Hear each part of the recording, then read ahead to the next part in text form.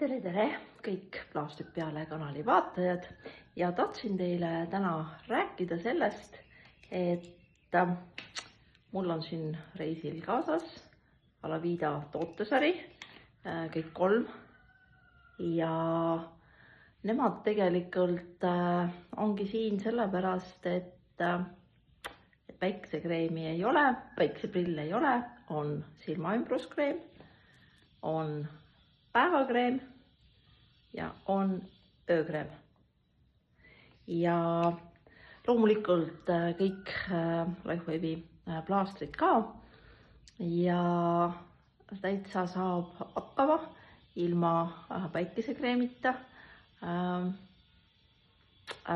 Ja olulised on X39 ja glutatioon eriti.